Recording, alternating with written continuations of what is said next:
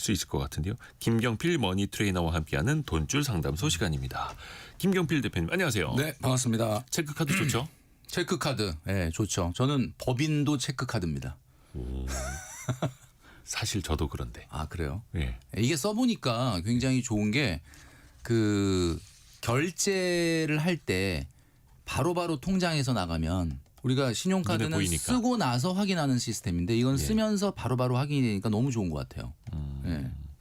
아까 2765님도 체크카드 위주로 사용하고 있다라고 보내주셨고 역시 성공회담 들으시는 분들은 소비 습관이 또 남다릅니다. 그렇습니다. 자, 돈줄 상담소 여러분의 돈에 관한 모든 사연 다 받고 있습니다. 네. 여러분의 재정 상황을 꼼꼼히 적어주실수록 채택될 확률이 높아지는데요.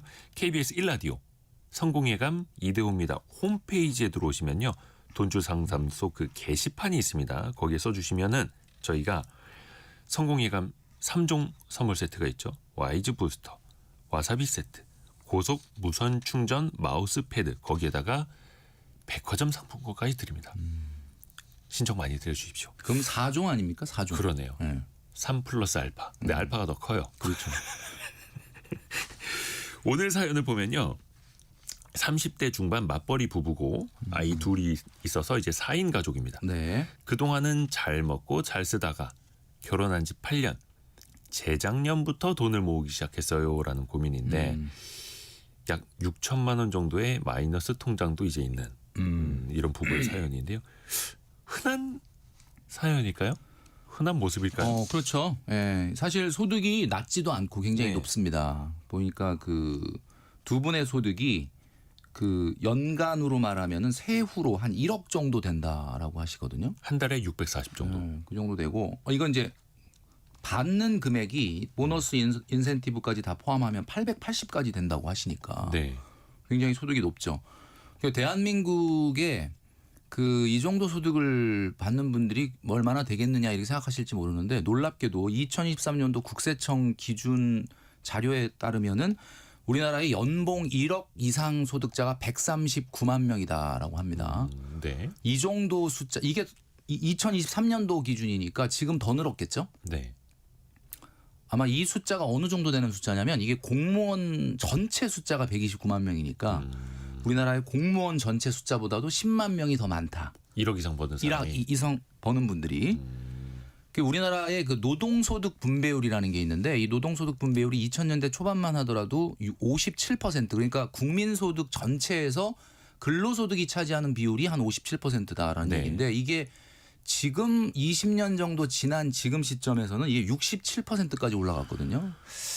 자, 그러니까 오늘 사연을 여러분 잘 주목해 보시면은 주변에 봤을 때 나 연봉 1억 정도 돼. 굉장히 좀 소득이 높아. 네. 근데 왜 남는 게 없냐. 이런 분들 굉장히 많거든요. 많죠. 예. 오늘 사연이 딱 그런 사연. 그러니까 대한민국 중산층의 아킬레스건.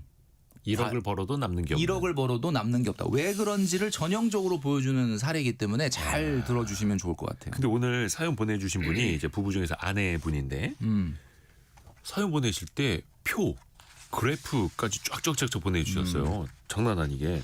그러니까 돈 관리는 잘 못하지만 그래도 1년 동안은 정신 차리고 이제 가계부를 썼다라는 건데 그렇죠. 그럼에도 또 적자는 메워지지 않고 이게 가계부 쓴다고 해서 다 뭐 잘 되는 거는 또 아닙니까? 어떻게 봐야 돼요? 자, 이 지점을 우리가 생각을 해봐야 되는 게 연간 소비 저축 투자 계획을 안 세웠기 때문입니다. 우리 네. 청취자분들, 자, 우리가 어떤 건축물을 이렇게 건축 설계를 해서 세울 때 그 네. 설계대로 이제 시공이 돼야 되잖아요. 그렇죠. 어떤 작업을 어떻게 하나하나 할 거냐를 이거를 쓴 거를 우리가 시방서라고 하거든요. 네. 발음 잘해야 영어로 됩니다. 스페시피케이션이라고 하는데 네. 요 시방서처럼 우리도 올해 연간 돈 계획을 얼마가 들어와서 얼마가 정확하게 저축이 되고 얼마가 나가는지 이거를 가지고 있는 상태에서 가계부를 써야 되는데 이분은 그냥 가계부를만 쓰는 거예요. 그러니까 불필요한 지출을 줄이려고 가계부를 쓰는 게 도움은 되는데 근본적으로 어떻게 목표가 있어야 되는 거죠. 우리가 얼마를 절약을 해야 된다라는 목표가 있는 상태에서 가계부를 써야 되는데 중요한 거는 그냥 가계부를 쓰니까 이상하게 가계부도 쓰고 뭔가 좀 이렇게 노력을 하는데 왜 줄어들지 않지? 자, 오늘 사연자님이 이 방송을 들으실 텐데 과연 우리는 얼마의 소득이 있고 얼마를 오래 모아야 되고 그러면 남는 얼마의 돈으로 생활을 해야 된다라고 하는 목표가 있느냐. 이게 없기 때문에 그냥 가계부만 써서는 전혀 도움이 안 된다라는 거죠. 가계부를 썼으면 그 안에서 개선할 점을 찾고 실천을 해야 하는데 그렇죠. 그냥 사진 찍듯이 보기만 하는 거예요. 그렇네. 그러면 안 된다라는 거예요. 그러면 이제 어디에서 구멍이 나는지 이분들이 한 달 맞벌이 수입이 640만 원, 인센티브 추가 수당이 들어오면은 월에 880만 원까지도 간다고 하는데 우선 식비의 편차가 크더라고요. 한 달에 90만 원에서 140만 원까지 들쭉날쭉해요. 들쑥날쑥. 근데 저는 이 부분을 말씀드리고 싶은데 이분들이 880만 원 소득인데 네. 자꾸 월급을 640이라고 얘기하고 계시거든요. 쓸 때 보면. 그러니까 이게 뭐냐면 예. 일반적으로 우리가 회계 처리를 할 때 이분들의 월 소득이 640입니까? 880입니까? 자꾸 여기다 써주신 거 보면 아 우리가 한 달에 640을 버는데요. 인센티브나 추가 수당 보너스를 합치면 880만 원입니다. 우리는 모든 것을 다 한 달 기준으로 생각을 합니다. 돈을 쓰는 것도 그렇죠. 카드값 결제도 저축을 하더라도 다 그러니까 결국 이분들의 월 소득은 880인데 자꾸 640이다. 우리는 640이다. 그리고 보너스를 받아서 880 된다. 보너스는 소득 아닌가요? 그러니까 이분들 머릿속에 근본적으로 어떤 생각이 있냐면은 880이라는 생각을 갖고 저축하고 투자하고 소비해야지가 아니라 640밖에 안 되네. 근데 880이 찍히는 달에는 이거 보너스다. 그렇죠. 공돈으로 생각을 하는 자꾸 이런 구조를 가져가니까 자 880만 원 정도를 버는 4인 가구인데 예. 지금 식생활비가 보통 뭐 90만 원이었다 160, 170이었다 왔다 갔다 한다라고 했는데 이제 사실 이 정도는 식생활비로 봤을 때는 저는 그렇게 많은 건 아니라고 보는데 중요한 건 너무 왔다 갔다 하는 게 문제거든요. 자, 1월 달에는 하루 3끼만 우리 식구들이 먹다가 네. 2월 달에는 갑자기 4끼를 먹는다. 이런 거 아니잖아요. 식생활비는 항상 균일해야 돼요. 이 식생활비 안에는 3가지가 들어있습니다. 늘 말씀드리는 거지만 식생활비는 3가지로 구성되어 있죠. 장보기, 외식, 배달. 외식 배달 합쳐서. 그렇죠. 그러면 여러분 생각해 보세요. 약간의 변화는 당연히 있을 수 있지만 네. 이게 2배씩 이렇게 차이 난다는 건 무슨 의미예요?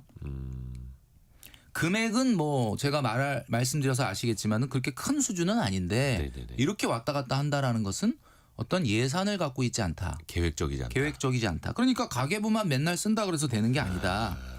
4인 가구라면 월 소득에 500만 원 이상인 소득인 경우에 한 20% 정도가 식생활비로 적당하다. 그러니까 사실은 170에서 220 정도가 적당하니까 이분들은 절대액으로 식생활비가 많은 건 아닌데 이렇게 왔다 갔다 우리 청취자 여러분들 한번 계산해 보시면은 식생활비 예산 있으십니까? 그냥 식생활비라는 건 당연히 써야 되는 거니까 예산 혹시 없이 그냥 막 쓰고 계십니까? 그렇게 되면 안 된다. 아하. 예산을 500만 원 넘는 소득인 경우는 4인 가구는 한 20%가 적당하고 500만 원이 안 된다면은 그거보다는 비율이 높아져서 한 25%. 요 정도가 적당하니까 그 예산을 만들어서 사용을 하셔야 돼요. 가계부가 기둥이고 강아지가 식비라고 하면 왜 그런 거 있잖아요. 이렇게 자동으로 줄 늘어났다 줄어났다 하는 거. 그런 자동줄. 걸로 묶어 놓으면 안 된다는 거죠. 그렇죠. 예. 네, 그러니까 한마디로 얘기하면은 가계부를 내가 만들어 놓은 예산을 지키는 용도로 감시 용도로 써야지 예산 목표도 없이 그냥 가계부만 쓰면 의미 없다. 뭐 아무런 의미가 없는 거죠. 좋습니다.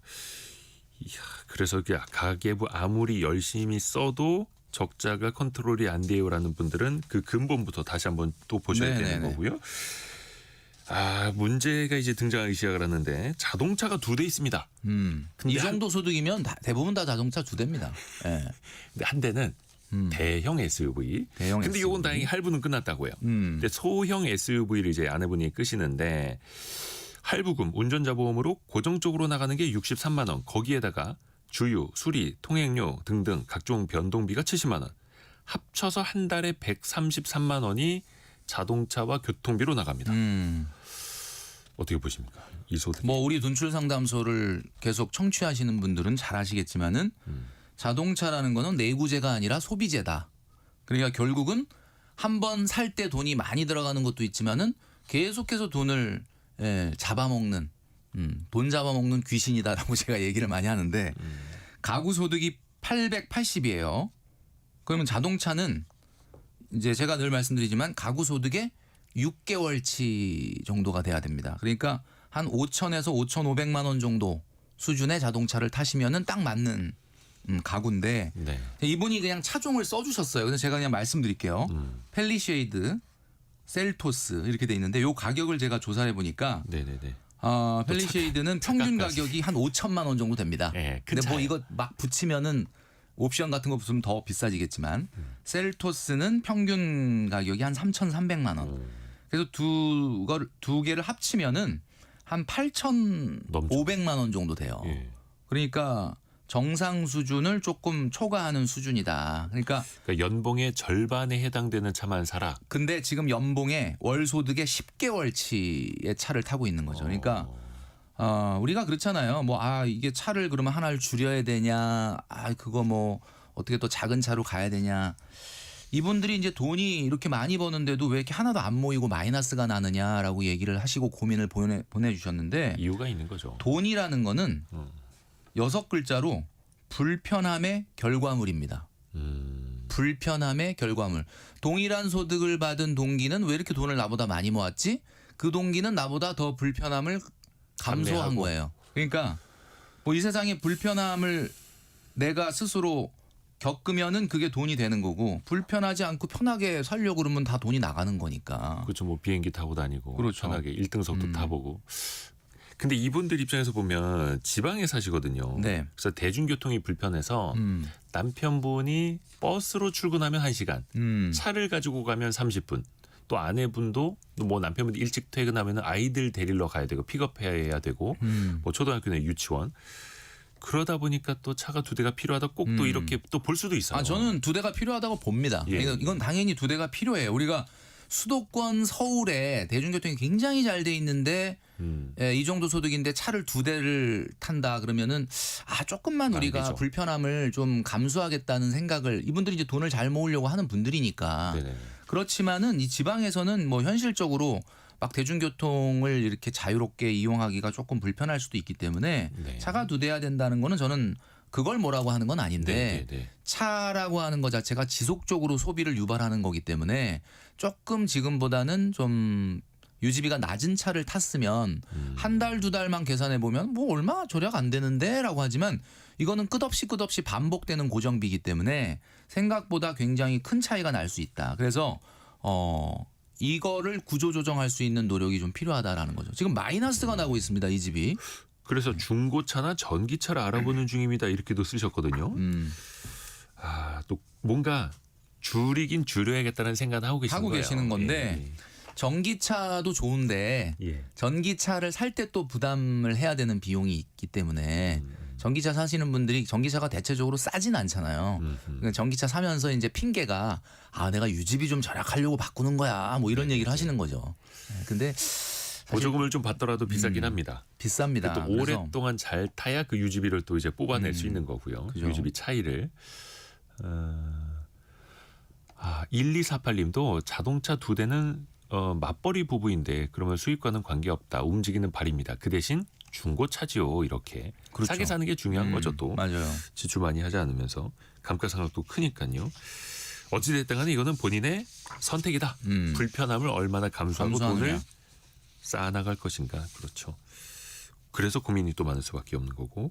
또 하나가 통신비. 그러니까 인터넷, TV 다 합친 거라고 하는데 한 달에 30만 원이에요. 많은 거 아닙니까? 굉장히 많은 거죠. 그러니까 이거는 뭐 어떤 기준을 딱 제시하기는 좀 애매한 부분이 있긴 한데 예. 일반적으로 아마 우리 청취자분들 느끼시겠지만은 30만 원 인터넷 TV와 통신비로 나간다면 사실은 굉장히 과하다. 그러니까 좀 우리가 연초가 되면 고정비를 한번 점검해 볼 필요가 있어요. 예. 고정비는 뭐예요? 평상시에는 신경을 잘 안 씁니다. 왜냐하면 한번 정해지면은 변하지 않는다라고 생각을 하니까. 그러니까 자꾸 변동비만 어떻게 줄일까 아하하. 이 생각을 하는데 고정비를 줄여야 된다. 이 통신비라든가 이런 부분도 어떻게 보면은 어떻게 하면 구조 조정을 할 것인가 한번 좀 줄여놓으면은 계속해서 반복이 되면서 비용이 절감되는 효과가 있다. 제가 오늘 그 대한민국의 중산층의 위기다라는 말씀을 드렸잖아요. 예. 월소득 1,000만 원 이하까지는 소득이 늘어나도 잉여소득이 안 늘어나요. 이게 무슨 얘기냐면 500만 원, 300만 원, 400만 원 벌 때보다 700만 원, 800만 원 벌면 뭔가 내가 대단히 저축도 많이 하고 투자도 많이 할 수 있을 거라고 생각하지만 1,000만 원 이하 구간에서는 소득이 올라가는 것보다 소비가 더 빨리 올라갑니다. 그러니까 만약에 우리 소득이 막 1,000만 원 넘고 2,000만 원, 3,000만 원 넘어간다 그러면 그때는 우리가 경제학에서 얘기하는 한계 소비 성향이 낮아져요. 돈을 쓸 시간이 없어. 맞아요. 그런데 1,000만 원 미만까지는 소득이 높아져도 전혀 돈이 남지 않는다. 왜? 럭셔리 하이엔드 소비가 우리 주변을 도사리고 있기 때문에. 그래서 네. 대한민국 중산층의 위기는 어디서 왔느냐? 제가 아까 말씀드렸던 것처럼 연봉 1억자가 139만 명이 넘을 정도로 대한민국의 근로소득자들의 소득이 높아지고는 있는데 그 소득 구간이 뭐다? 아직은 1,000만 원 미만 구간이니까 소득이 올라간다고 해서 소비를 이 가정처럼 아하, 줄이지를 못하는 겁니다. 그러네요. 그러면 답은 뭐냐? 굉장히 소소한 고정비라 하더라도 에이 이거 절약해서 뭐 얼마나 절약되겠어? 라고 생각하지 말고 이런 항목들을 다 긁어 모아야 돼요. 그래서 구조조정을 해서 기본적인 고정비를 낮춰주는 노력이 연초에 필요하다. 그리고 또 하광희님이 분명히 스마트폰 할부금 포함일 거예요라고 보내주셨는데 이제 그렇겠죠. 대부분 예. 스마트폰 기기 할부금을 우리가 통신비로 좀 잘못 넣기는 하는데 맞아요. 어찌됐든 간에 그것도 줄여야 된다라는 거고. 근데 이분들이 알뜰폰을 쓰고 계시다는 글의 내용은 없네요. 알뜰폰 쓰셔야 되는 거 아닙니까? 그렇죠. 예. 통신비가 한 달에 30만 원 나가면 그렇죠. 근데 이제 이런 거를 막 해보다가 돈줄 상담소 들으면서 그래 고정비 이거 하나라도 좀 절약해보자. 통신비도 뭐 1만 원, 2만 원이라도 낮춰보고 네. 좀 안 쓰는 좀 스트리밍 서비스도 좀 줄여보고 뭐 이러다가 가계부를 쓰다가 보면 또 대부분 분들이 아휴 근데 뭐 이거 뭐 한 달에 이거 5만 원, 10만 원 절약이 되는데 내가 지금 소득이 연봉 1억이 넘는데 뭐 이거 갖고 이렇게 연연해야 돼? 그럴 수도 있어요. 이러면서 이제 이런 것들이 쌓여가지고 이렇게 되는 거거든요. 이분은 이 가정은 지금 현재 아직 본론이 안 나왔는데 마이너스가 나고 있습니다. 그렇죠, 그렇죠. 그래도 지금 연속해서 좀 혼났으니까 칭찬할 거 없나 좀 찾아볼게요. 네. 아 지금 못 찾고 있는데요. 농담이고 내 식구의 보험료가 38만 원입니다. 이건 괜찮아요?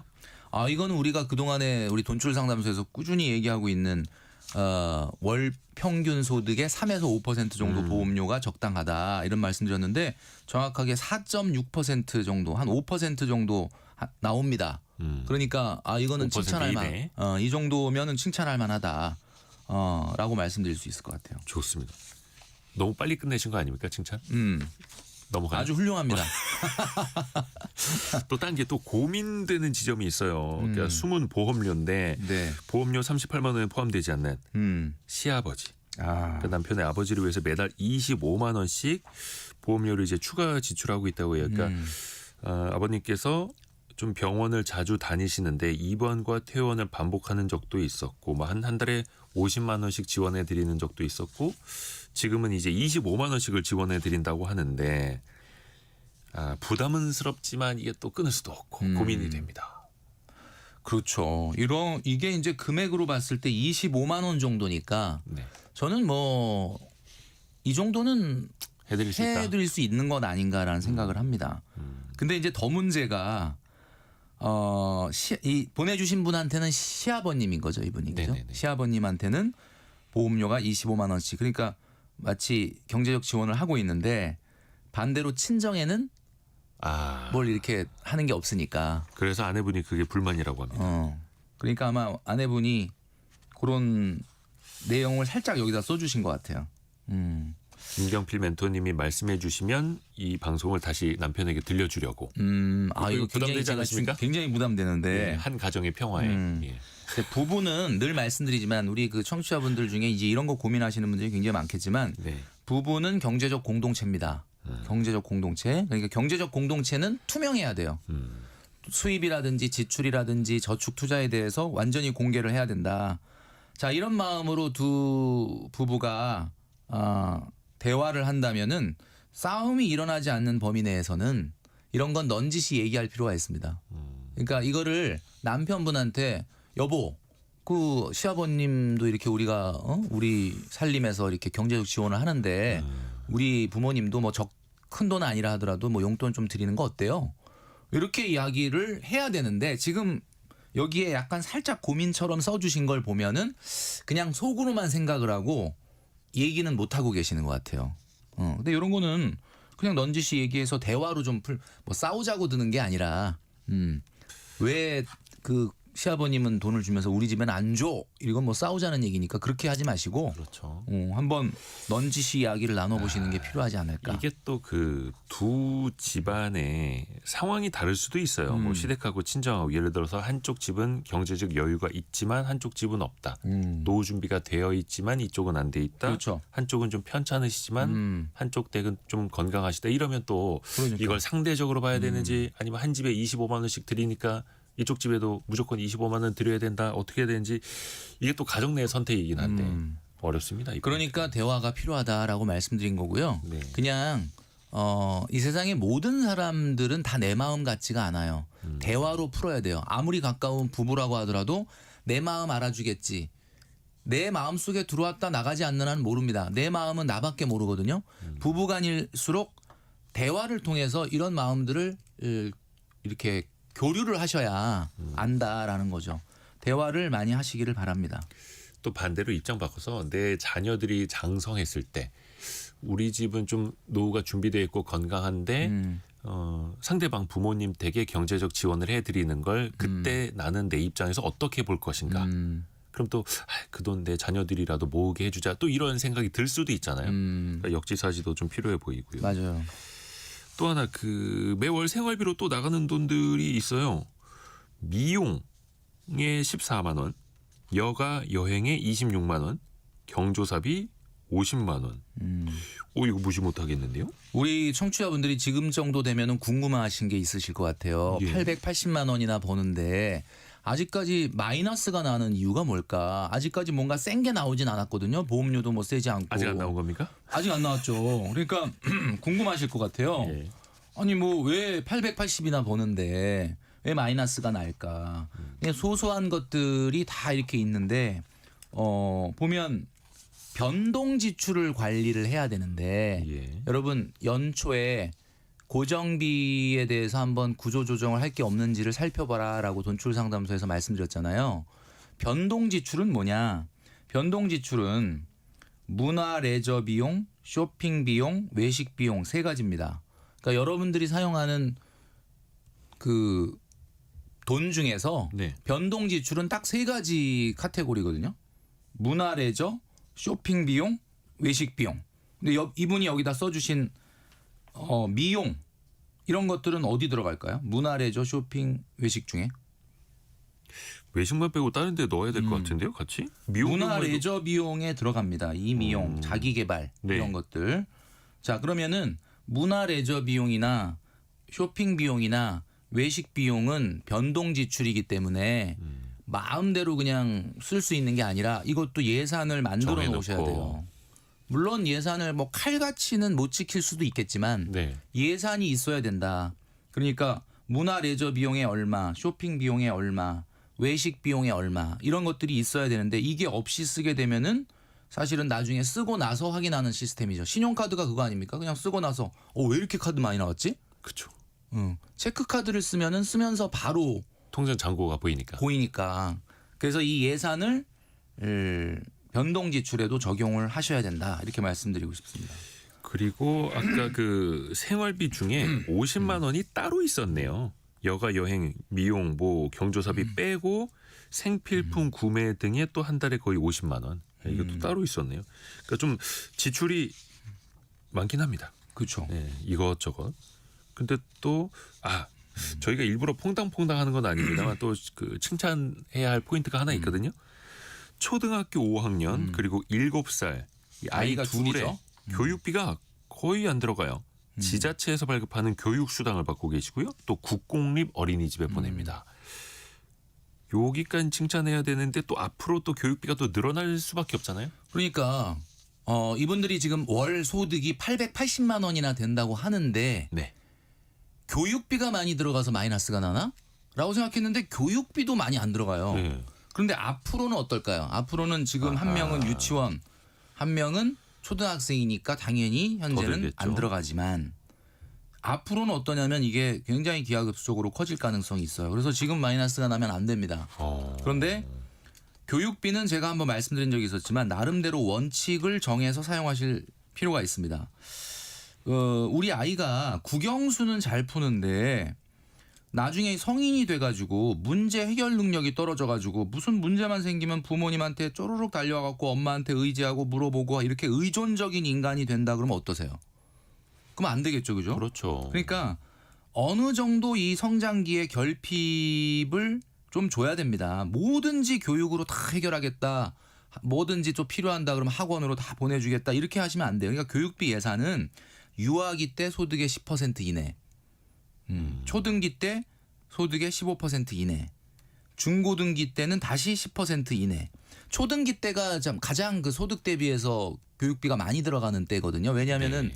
그때는 소득도 높지 않은 데다가 초등기 때는 우리나라 대한민국의 사교육이라는 것 자체가 여러 가지를 많이 합니다.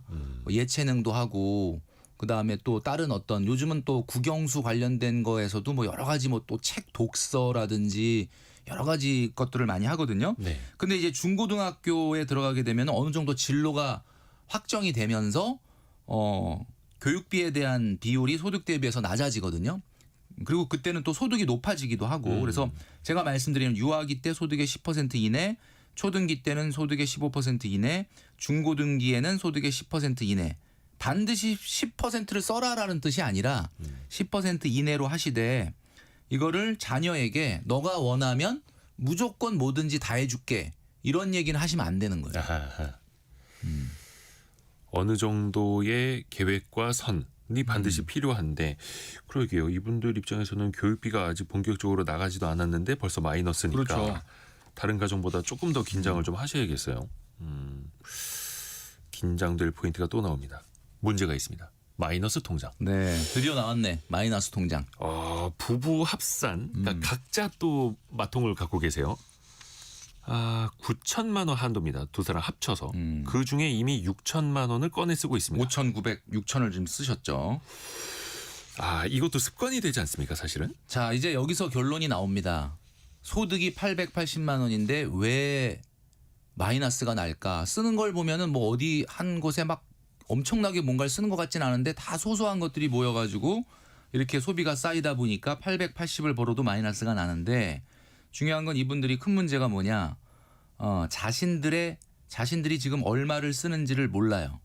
여기 써주실 때 보면은 고정 지출 350, 변동 지출 370, 그래서 720을 씁니다. 이렇게 써주셨어요. 네네네. 가계부를 써주셨어요. 이렇게. 근데 720을 쓰면은 물리적으로 얼마가 남아야 되냐면 880에서 160만 원이 남고 그 160만 원 정도가 어딘가 저축이 되거나 투자가 되고 있어야 되는데 지금 어디 갔습니까? 저축이나 투자되고 있는 걸 보니까 자, 쭉 불러드릴게요. 연금저축과 IRP에 75만 원. 예. 그다음에 미국 주식 같은 데를 미국 주식을 이게 아마 종목에 투자 뭐 예를 들면 이게 ETF에 투자하시는 금액이 한 30만 원. 네. 청년 도약 계좌 남편 50, 아내 70. 남편분은 34세가 넘었지만 군대 경력을 인정을 받아가지고 아마 청년 도약 계좌를 하고 계시는 것 같고. 예.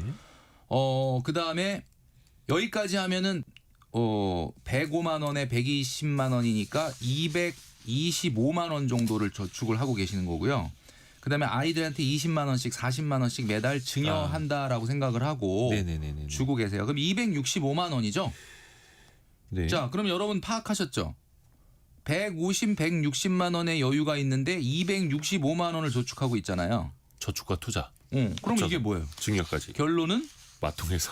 빚내서 마통해서 꺼내서 저축하고 있는 거야. 나왔다 이제 왜 그랬는지. 이게 결국은 우리가 한 500만 원, 1,000만 원 정도를 버는데 그 소득도 정확하게 얼마가 들어오고 얼마가 나가고 얼마가 쌓이는지를 회계 처리를 불분명하게 하니까 결국 마이너스 통장에서 돈을 꺼내가지고 그 5%, 6% 이자로 빌려가지고 아이한테 주고 마통은 더 지금 높아요. ETF 넣고 이러고 있는 거죠 지금. 그러니까 왜 내가 이제 마통 이자율보다 더 높은 수익률을 낼 수 있다라고들 합니다만 이게 마이너스 통장 이자율이 결코 낮지 않거든요. 아 그럼요. 쉽지 빚내서 않은데. 투자한다 B2 이거는 절대 안 되는 거 아닙니까? 근데 남편분이 빚도 자산이야 이렇게 얘기하신답니다. 갑자기 할 말이 없어집니다. 아 근데 이게 제 기준에서는 그래요. 주택담보대출이면은 빚도 자산이 될 수 있습니다. 그렇죠. 뭐 내 집값이 자산을 오르면 쌓아나가는 거니까. 근데 마이너스 통장을 이용을 하면 사실은 이분들은 소비를 하게 되고 그보다 더 상대 수익률이 적은 낮은 쪽에다 투자나 저축을 하고 있으면 이거는 빚이 자산이 될 수가 없죠. 자 이분들이 최근 1년 전부터 저축을 시작을 했어요라고 했기 때문에 이 저축 금액은 지금 말씀드렸던 265만 원을 어쨌든 안 쓰고 뭐 미국 주식도 하고 뭐 청년도약 계좌도 하고 자녀한테 20만 원씩 증여라고 생각하고 모아주시는 거는 좋은데 네. 265만 원이 5년 6년 된 게 아니라 1년 전부터 하셨다라는 걸 감안하면 5,900만 원의 마이너스는 언제 생긴 거냐. 이분들은 결국은 한 달에 100만 원 150만 원 이상 모르는 돈을 계속해서 더 쓰고 있었다는 얘기예요. 이거 저축 시작하기 전에. 지금은 저축하니까 한 150만 원 정도 100만 원에서 150만 원 정도만 마이너스에서 꺼내서 저축했나 이렇게 생각하는데 네네. 그게 아니고 결국 이분들은 그동안에 6천만 원이 마이너스 쌓일 때까지 결국 880만 원을 벌었는데도 불구하고 매달 100만 원 150만 원 200만 원을 계속 더 썼다. 그러면 왜 이분들은 그걸 파악을 못하고 있었을까? 제가 합리적인 의심을 딱 두 가지로 말씀드릴게요. 네. 대한민국의 중산층 그러니까 우리는 그래도 연봉이 적어도 6천 7천 8천 연봉 1억대라고 하는 분들을 잘 들으셔야 돼요. 네. 우리는 소득이 일반적인 가구보다 조금 높아라는 심리적인 좀 안심 이런 것들을 가지고 지금 대한민국의 중산층들이 위기에 몰리고 있는데 첫 번째 합리적인 의심은 버는 것을 정확하게 파악하고 있지 못하다. 무슨 얘기냐면 자꾸 본인들 소득을 640이라고 얘기하시는데 인센티브와 수당 합치면 880이고 세후로 1억입니다. 정기소득이 12개월로 딱 n분의 1로 나오는 게 아니면 대부분 분들이 이걸 잘 몰라요. 그렇죠. 그래서 이번에 연말정산 하시면서 원천징수 영수증 보셨죠? 올해도 그 정도 나올 건데 세후하고 세전을 딱 구분을 하셔가지고 우리는 얼마 한 달에 들어오는지를 정확하게 계산을 해놓으시기 바랍니다. 그다음에 두 번째 이 가정이 이 두 번째일 것 같아요. 소비를 착각하고 있어요. 무슨 얘기냐? 이게 확률이 높아요. 지금 이분들이 썼던 돈들 여기다가 쭉 열거해 주셨는데 네. 빠진 게 있어요. 전기 소비만 얘기해 주셨어요. 전기 소비. 아하. 전기 소비가 뭡니까? 매달 정기적으로 고정적으로 나가는 소비. 나가는 거, 그것만 계산하고 있죠. 뭐가 빠졌냐? 비정기 소비가 빠져 있습니다. 예를 들면 이 4인 가구가 여행 안 갔을까요? 아까 뭐 10만 원 여행 적금 낸다 그랬는데 10만 원이면 1년에 120인데 120만 원만 그거보다 여행 더 쓰게 갔을까요? 된다. 아니죠. 가서 사 먹는 것도 있는데. 그러니까 이분들이 지금 계산을 못 하고 있는 게 뭐냐? 제가 늘 말씀드리는 계절적 지출. 명절에 이번 명절에 안 나가던 돈 나가셨죠? 세뱃돈 주고 또 친척들 만나면 조카들 용돈 주고 또 이동하면서 이동비 그다음에 부모님 선물 사드린 거 이런 거 평상시에 안 나가니까 기록을 안 해놓고 그 달만 나가니까 나중에 왜 이렇게 돈이 없지? 이렇게 되는 거죠. 명절 그다음에 여행 그다음에 자동차가 2대예요. 자동차 2대면 세금 보험료 그다음에 가끔 또 정비하면서 돈 들어가죠. 그다음에 또 뭐 있습니까? 이제 좀 있으면 5월 달 다가오는데 가정의 달 그렇죠. 예, 기념일 늘. 이벤트 겨울 되면은 또 뭐예요? 월동 준비하죠. 네. 이런 비용들은 싹 다 어디다 썼는지 기록을 안 해놓고 이상하다 우리가 이 정도만 썼는데 왜 마이너스가 나지 이렇게 생각을 하시니까 저는 이 두 번째가 가장 이분들의 어떻게 보면 마이너스의 원인이다 이렇게 말씀드리고 싶어요. 근데 그래도 칭찬해 드릴 게 한 1년 전부터는 이분들 말 맞다나 정신 차리고 가계부도 쓰기 시작을 했고 그렇죠. 그래서 이제 돈줄 상담소에 문을 두드렸는데 혼줄만 나고 중간에 남는 것도 없고 이거 아이 진짜. 칭찬해 드렸습니다. 네. 0367님이 성공예감에 본인들의 생활을 공개한 점만은 높이 평가합니다. 뼈가 되고 살이 되는 성공예감 잘 복용하시길 이렇게 보내주셨어요. 그러네. 도움을 드리는 거죠. 요거 하나 좀 특이한 내용이 있어서 좀 체크를 해봐야 되는데 저축을 하시는 게 있는데 상조 에다가 가전제품을 결합한 상품도 있거든요. 네네. 가전제품 살 때 가입하면 할인해준다고 해서 5년 전부터 꼬박꼬박 88,000원씩 상조를 같이 내고 있다고 합니다. 네, 이거 뭐 우리 그 TV 보다 보면은 예. 이런 광고 같은 거 많이 뭐 나오더라고요. 안마의자 준다 이런 거. 뭘 준다 이렇게. 예, 예. 결국은 이 세상에 공짜는 없기 때문에 그 비용이 굉장히 오랜 기간 장기 할부와 같은 개념으로 녹여서 들어가 있을 거예요. 네. 뭐 그게 뭐 사실 뭐 그거를 운영하시는 그 프로그램을 만드는 회사도 그걸 뭐 어디서 그냥 공짜로 주는 공짜로 아니죠. 주는 건 아닐 거고. 예, 근데 다만 이제 굉장히 오랜 기간 동안 내니까 이제 내구재 같은 건 굉장히 비싼데 저걸 하면은 좀 싸게 하겠구나. 근데 상조를 끼워 파는 형식이 되는 거니까 그렇죠. 내가 원래 상조 그 상품에 대한 관심이 있고 필요하다고 느꼈는데 마침 또 내구재도 저거 어차피 내가 좀 필요하려고 했던 내구재 뭐 그게 안마 의자가 됐든 또 냉장고가 됐든 원래 좀 필요하려고 했던 건데 라고 한다면 뭐 아주 나쁜 소비는 아닐 수 있지만 네. 그게 아니라 나 저거 원래 필요하지도 않았는데 야 이거 괜찮다. 충동. 야 이번 기회에 그냥 한번 바꾸자. 이거는 안 된다. 여러분 무슨 내용인지 아시겠죠, 그죠? 꼭 필요한 거지. 그냥 안 사면 손해인 것 같아서 그걸 가입하는지. 그렇죠. 이걸 또 잘 보셔야 됩니다. 와, 벌써 이거 시간이 훅 지나가 버렸네요. 해서 저희가 좀 오늘 뼈 때리는 말씀 많이 해드렸습니다만 하여튼 이분들의 가정에 좋은 터닝 포인트가 될 거라고 저는 확신을 합니다. 네. 그래서 나중에 또 삶이 어떻게 달라지셨는지도 같이 보내주시면 좋을 것 그렇죠. 같습니다. 가계부를 쓰시되 정확한 소비, 저축, 투자 계획을 세운 다음에 그 소비 계획을 지키기 위해서 가계부를 쓰셔라. 그러면 성공하실 거다 이렇게 말씀드릴 수 있습니다. 오늘의 사연자분뿐만 아니라 다른 분들에게도 도움이 많이 됩니다. 이선아님이 저도 의미 없는 가계부를 쓰고 있었네요라고 보내주셨고 임남빈님은 늘 들으면서 반성을 합니다. 올해도 더 열심히 새는 돈을 막아야겠어요라고도 보내주셨고요. 김경필 대표와 함께했습니다. 고맙습니다. 감사합니다. 라디오 정보센터 다녀옵니다.